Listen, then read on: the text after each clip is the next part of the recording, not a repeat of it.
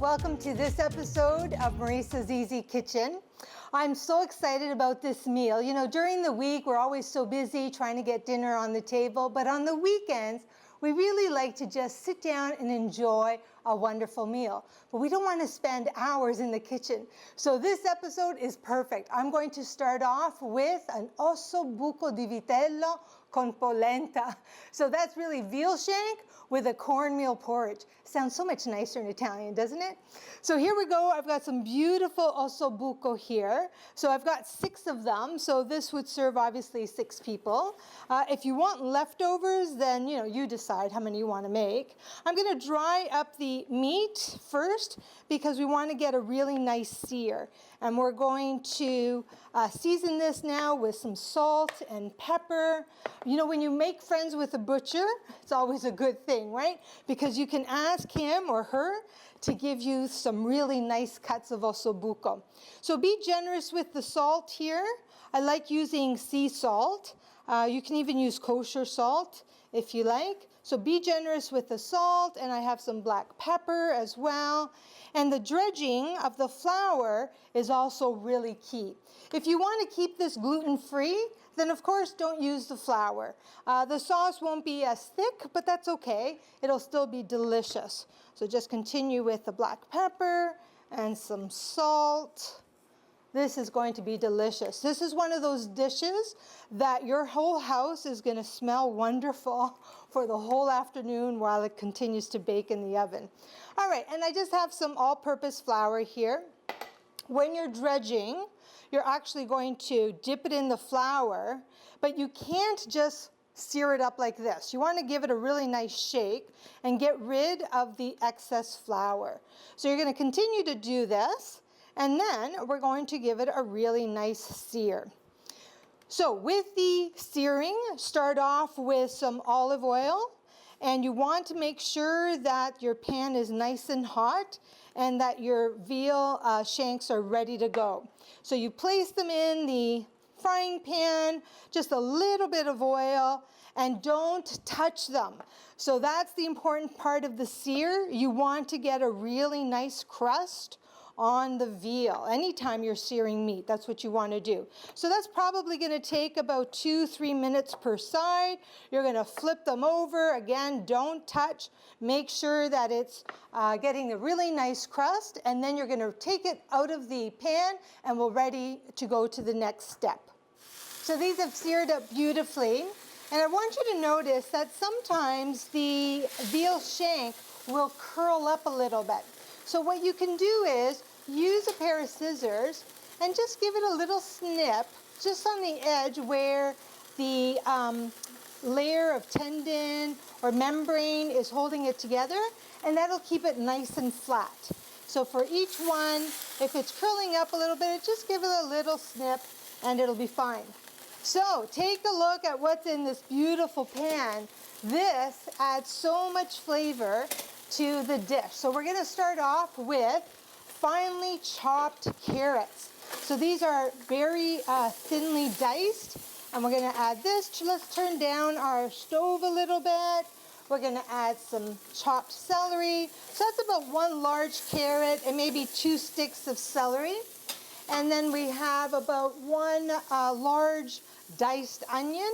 So again, you want these pieces to be really small, because as they cook up in that sauce, it's going to give it such nice body. It's going to be delicious. So I don't want to add the garlic yet because I don't want it to burn. So this is going to start to sweat a little bit, and it's going to pick up all those tasty morsels in the pan.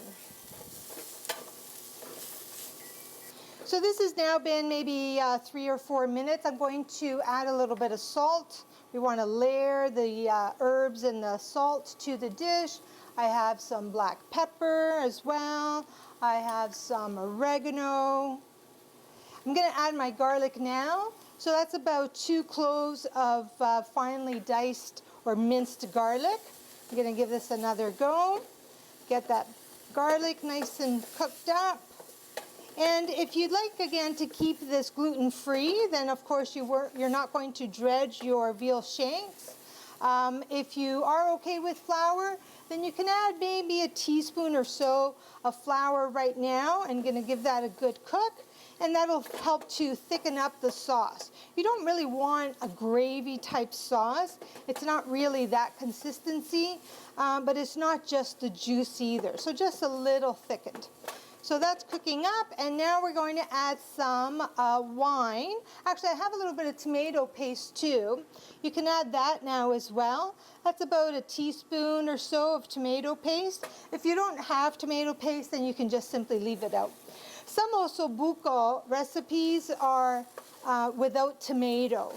So mine here does have a tomato base, and so the tomato paste adds a nice richness. Okay, so now I think I'm ready to add the wine. So I've got a nice dry red wine. I tasted it before, it's delicious. So we're gonna add that wine, and that's gonna help remove more of those tiny little bits. It's called the fond, delicious part of the base here. So this is gonna cook about another minute, and then we could add the tomato sauce. So I'm gonna pretend that a minute's gone by, and I'm adding my crushed tomatoes. If you don't have crushed tomatoes, then certainly you can have a little bit of tomato sauce. I just have crushed tomatoes, so that's really good. Look at this. Some people like to use white wine. I like the red because that's what I'm gonna drink with the meal afterwards, so I like using the red. And as far as the herbs go, I have finely chopped rosemary and thyme. You know, use the herbs that you know you like, and I'm also gonna add 2 bay leaves. So these we'll pick out later, we don't wanna eat those. And if you don't like the little green bits of the herbs, then you can certainly just put in the sprigs of the rosemary and the thyme, and then pick them out later. So we're ready to add our shanks back to this.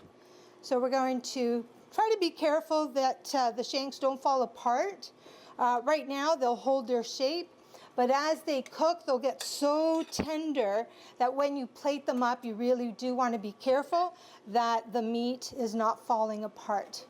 It's going to be hard because they'll just be so tender. And my last shank here, and just tuck them in nicely. And see that? I'm going to add that juice in there and clean up my pan. And it's ready for the oven. So it's gonna be 350-degree oven, and it's gonna cook about 2 hours, 2.5 hours. What I like to do is add a piece of parchment paper right on the top, like that, and then cover it up with foil. So you can actually just leave it in the oven and not really worry about it. You can check it after about 2 hours. It might need maybe another half hour. You can turn the shanks over, again being very careful not to make the meat fall apart.